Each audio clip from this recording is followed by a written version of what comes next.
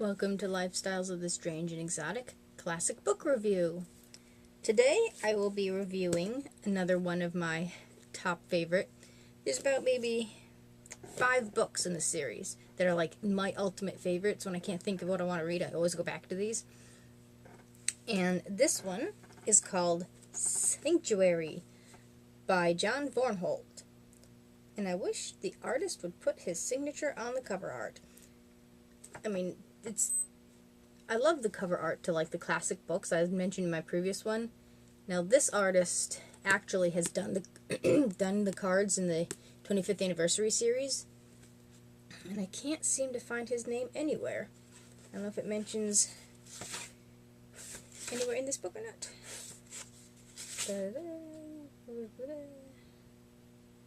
They should give credit to the cover artists. This one came from 1992. Not as old as my previous one, but this one is awesome. It's like, how do you explain the excitement you get out of reading this book?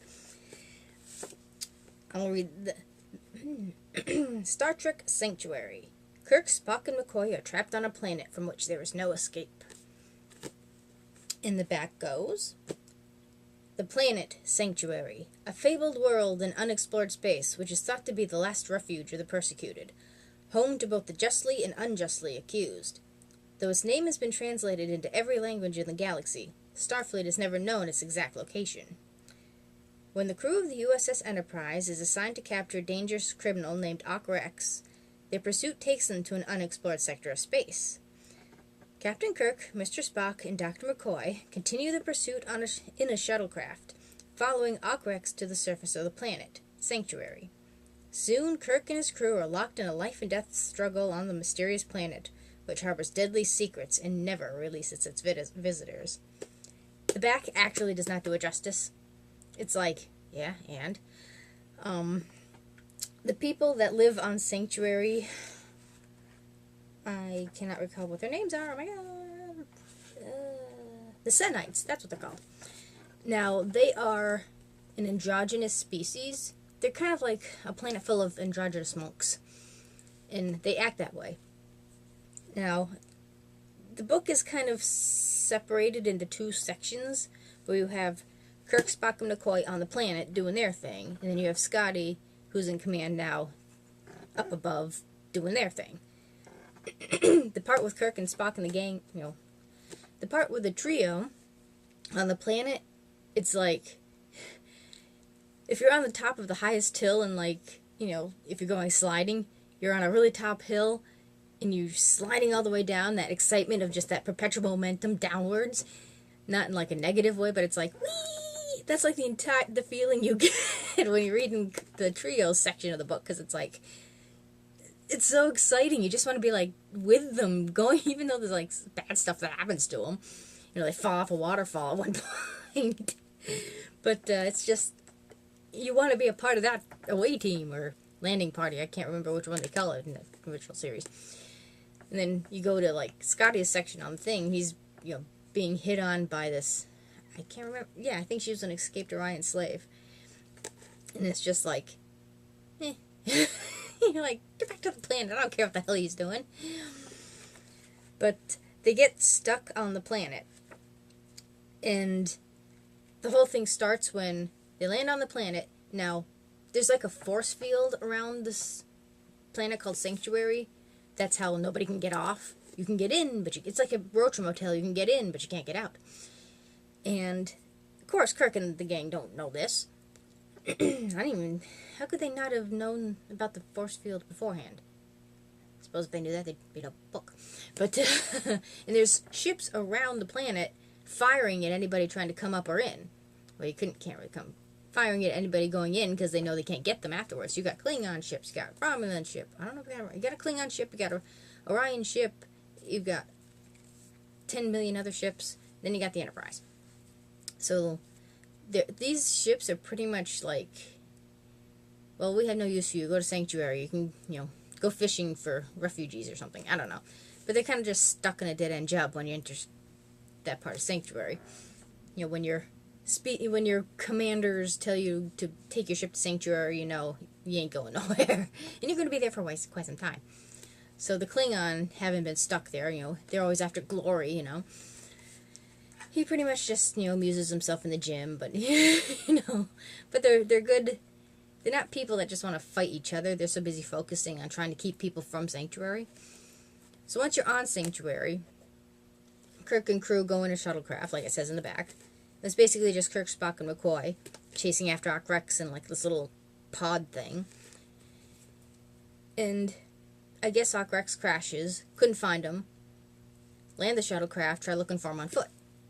They merely traipse through like this jungly type place. I mean, Sanctuary is like a sanctuary. It's this beautiful place, and there's different islands that have different, like places on Earth. You'd have a desert, you'd have the ocean, you have this, that, and the other thing. It's a nice place physically to be. Oh, they get sick, they can't find anything. Go back to the shuttlecraft. Shuttlecraft ain't there. Kirk gets a little pissed off. Somebody stole the shuttlecraft. Well, they meet the first Senite. Where the hell's my shuttlecraft? Well, you can't use it here. That's the thing. Any technological stuff, the Senites, you can't use it. Phasers, tricorders, shuttlecraft. So they took the shuttlecraft, and Kirk's like, well, what the hell are we gonna do now? So ensues a bunch of things where they have to go through this, like, forest thing. Then they build a raft. Go down the river, because they figure, well, the river's got to end up someplace. River, waterfall, lake full of nasty things that want to eat you. And it just goes from point to point to point to point. And when you find out what the Senites actually are and what they're doing and what the purpose of Sanctuary is, you're like, ugh. And this, which I won't tell you, you must read the book. And they do eventually meet one of the crew members of Rex's ship, and her name is Rena. And it's really kind of... Rena's interesting. Kellen is a little weird. When you grow up with a group of, androgynous monks, I suppose it kind of makes you screwy, I don't know. But you meet them near the end of the book. And the basic, not necessarily plot line, but the ultimate goal is to obviously get off the planet, and you find out how they do it, which obviously you can't use the technology. What do you do? And it's an interesting, hopeful kind of thing, where it's like, okay, you've been dealt this, you've got to be creative in how to solve the pollution, solve the solution. That didn't make any sense either. I don't know, but you have to be creative in dealing with the problem. And it kind of gave the people on the planet hope, watching them go off back to the ship. And of course, Scotty had to make sure that they weren't fired in the meantime. So, this is one you wish also that they made it like an episode out of.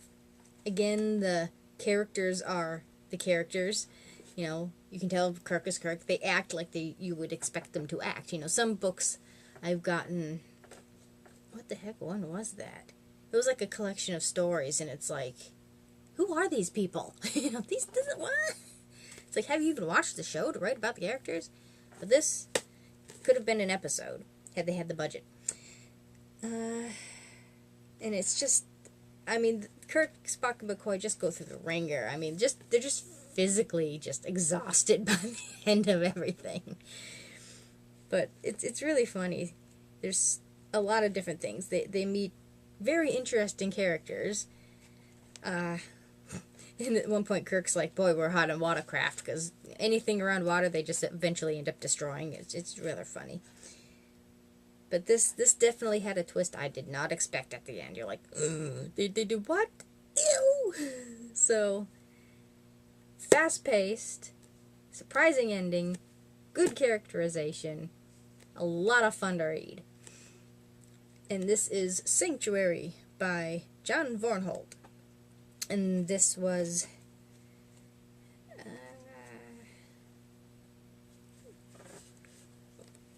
what did I say? Oh, and this was, like I said, published in 1992. And I shall leave you with a reading of the front page. The Klingon commander pounded the console in front of him. "Earth, Captain," he growled. "I salute your bravery." Scotty blinked in surprise. "Bravery? What do you mean by that, sir?" Magnanimously, the Klingon flung his arms open. I salute those brave warriors who pursued the fugitives to the surface of the planet. Aye, Scotty said uncertainly. We'll give them your regards when they return to the ship. The Klingon looked puzzled. Surely you don't expect them to see them again. That's what's so brave about their action, to know that they will never return. Never return? Repeated Scotty. He could hear Uhura, Chekhov, and Sulu mouthing the same words, and knew they were thinking the same thing as he, wondering if they would ever see the captain, Mr. Spock, and Dr. McCoy again. And you get to meet the Klingon that they're talking to. He's really cool. He's a cool Klingon. Definitely worth a read. Check out Amazon and maybe a bookstore if you can find them. Do they still exist? Might be able to get you the actual old-fashioned format. But look them, or even maybe go through pocketbooks themselves. I think they're still around. And this was $4.99 originally and 25 years ago. What it'd be now? Probably $6-7. I don't know. Good ride for the price. Thank you for watching. Comment if you'd like to see more of these, or suggest other books, or other Star Trek books even. Now, most of my collection, again, is TOS. Never been into Next Gen, at least as far as the novels are concerned. They're like... So, any TOS novels I'm not aware of, do tell. Be ever so grateful if you subscribed, and I shall see you all next time.